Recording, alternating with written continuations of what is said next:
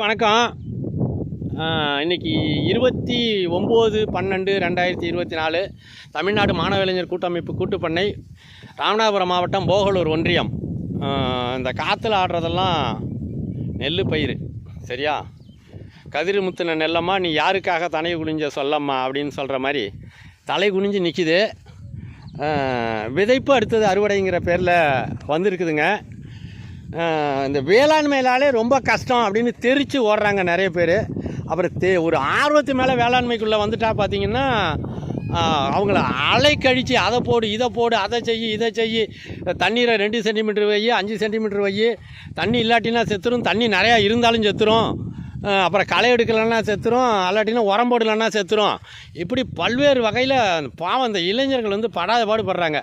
அதனால் செஞ்சு காட்டிடலாம் கொஞ்சம் ஒரு மாற்றி அப்படிங்கிற அடிப்படையில் தாங்க ஒரு 30 ஏக்கருங்க, கொஞ்சம் நஞ்சம் இல்லை, 30 ஏக்கர் விதைச்சிருக்கிறோம். அடுத்தது அறுக்க போகிறோம். சரிங்களா? இது வந்து பூங்காருங்க. இது வந்து ஆத்தூர் கிச்சடி அல்லது தூயமல்லி, சரியாக எனக்கு தெரியல, அந்த ரகம்தான். சரிங்களா? இது வந்து சம்பா, இது வந்து குருவைங்க. இது வந்து விதைச்சிருக்கோம், அடுத்தது அறுக்க போகிறாங்க. இதுவும் விவசாயம் தாங்க. இங்கே பாருங்கள், இதுவும் விதைச்சிருக்காங்க, அறுக்க தாங்க போகிறாங்க. இது ரசாயன விவசாயம். அதாவது என்னங்க சொல்கிறது, இந்த புதிய ரகம் பயிர் வைக்கிறாங்கல்லங்க, அந்த மாதிரி ரகம் இதுவும் வந்திருக்குது. இவங்களும் விவசாயம் பண்ணுறாங்க. இந்த டப்பாலாம் வச்சு பூச்சி மருந்தெல்லாம் அடித்து பண்ணுவாங்கள்ல அது. இது வந்து நம்ம நெல் இந்த வரப்பை உயர்த்திருக்கிற இடம் பார்த்திங்கன்னா தெரியும். நண்பர்களுக்கு ஒரு முக்கியமான இது வந்து என்னென்னு கேட்டிங்கன்னா, இந்த மாதிரி வேளாண்மை செய்ய முடியுங்கிறதே தெரியாதுல்ல. முதல்ல விதைச்சா அறுக்க மட்டும் போனால் போகும், நல்ல மிக உயர்தரமான விளைச்சல் வரும் அப்படிங்கிறதெல்லாம் தெரியாது இல்லைங்களா? அதனால் முதல்ல அது செஞ்சு காட்டினால் ஒழிய அது வந்து வெளிச்சத்துக்கே வராது. சரியா? மழை நீரில் விதைச்சோம், மழைக்கு முன்னாடி புழுதியாக உழுது விதைச்சோம், விளைஞ்சிருக்குது. மொத்தம் வந்து 30 ஏக்கர், ஒரு 27 ஏக்கர் விதைச்சிருக்கோங்க. 30 ஏக்கர் இருக்குது, ஆனால் 27 ஏக்கர் தான் விதைச்சிருக்கிறோம். அதோட விளைச்சல் எல்லாத்தையும் நம்ம வந்து சுத்தமாக துல்லியமாக சொல்லிவிடுவோம். இது வந்து பெரும்பாலும் அந்த நெல்மணியில் அந்த உணவினுடைய தரம் கெட்டு போகாமல், இப்போ ஒன்றும் இல்லை, ஒரு பழம் வாங்குறீங்க, காய் வாங்குறீங்க, லேசாக ஒரு மூலையில் நசுக்கி இருந்தால் வாங்குவோமா? ஐயோ என்னையா இதுக்கு இதுமாதிரி நசுங்கின காயை கொடுக்குற, இந்த பழம் சாப்பிட முடியுமான்னு கேட்போம். ஆனால் ஒரு உணவு தானியம், ஒரு அரிசி கொஞ்சம் போல் உள்ள பூஞ்சாலை தொட்டு இருந்தால் அவங்களால கண்டுபிடிக்க முடியாது. ஏன்னா அழுத்தி பார்த்தீங்கன்னா அரிசி மாதிரி தான் இருக்கும். அது சாப்பிடும்போது மட்டும் லேசாக சுவை மாறுதல் தெரியும்.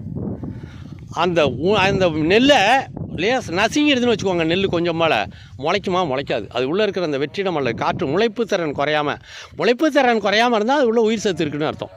ரைட்டுங்களா? முளைப்பு திறன் குறைஞ்சதுன்னா என்ன அர்த்தம்? அது செத்து போய்ட்டுன்னு அர்த்தம். உயிர் சத்து ரொம்ப முக்கியம்னு சொல்கிறோம் சாப்பிடும்போது. அந்த மாதிரி அந்த உயிர் சத்து குறையாமல், சரியா, ஆட்களை வச்சு தான் அறுக்கணும். முதல்ல மனித உழைப்பை பயன்படுத்த வேண்டும் அப்படிங்கிற நோக்கம் இருக்குது.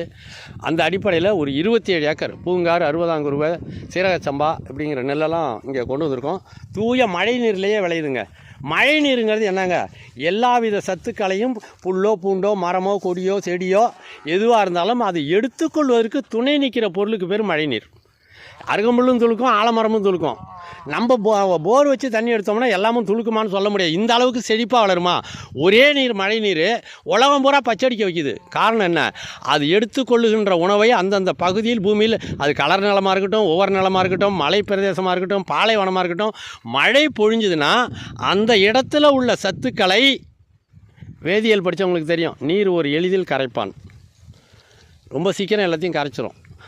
அதுவும் அந்த வச்சிருக்கிற உயிர் இருக்குல்ல, செடி, மரம், செடி, கொடி, புல், பூண்டு எதுவாக வேணாலும் வச்சுக்கோங்க, அது எடுத்துக்கொள்ளக்கூடிய தகுதியான அளவாக அந்த சத்துக்களை கரைத்து கொடுக்கறது. அது எடுத்துக்க முடியுது. அதனால தான் எல்லாமே செடிக்குது. ஆலமரத்துக்கு வேறு சத்து வேணும், அருகம்புல்லுக்கு வேறு சத்து வேணும். எப்படா மழை பெஞ்சால் எல்லாம் துளுக்குது? அந்த பூமியில் இருக்கிற சத்தை அது எடுத்துக்கொள்ளும் விதமாக மாற்றி கொடுக்கின்ற வேலையை மழை நீர் செய்கிறது. ஏன்னா நிறமற்ற நீர், எந்த சுவையும் இல்லாமல் அல்லது எல்லா சுவையும் சத்துக்களையும் தன்வசமே உள்ளடக்கிய நீர். சரிங்களா? அதனால தான் எல்லாம் துளுக்குது. அந்த மாதிரி தூய மழை நீர்லேயே விளைஞ்சிருக்குது. சரியா? இது வந்து இந்த ஆண்டு அறுவடைக்கு வருகிறது. விதைகளே எப்படி விதையை எடுக்கணும் அப்படிங்கிற அடிப்படையில் விதைகளே முழுமையாக 100% தயாரிக்கப்பட்டு விற்பனைக்கும் வருகிறது. உணவுப் பொருட்களும் அரிசி முதல் கொண்டு விற்பனைக்கு வருகிறது. இந்த ஆண்டு அறுவடை, இந்த விதைச்சா போகிறோம், நீங்கள் எந்த வேலை செஞ்சாலும் அறுவடைக்கு மட்டும் வந்தால் போதும். அந்த மாதிரி ஒரு வேலை இருக்கா? அதையும் இங்கே நீங்கள் பார்த்துக்கலாம், தெரிஞ்சுக்கலாம். தமிழ்நாடு மாணவ இளைஞர் கூட்டமைப்பு கூட்டுப்பண்ணை போகலூர் ஒன்றியம். சரிங்களா? 29/12/2024. நன்றி, வணக்கம்.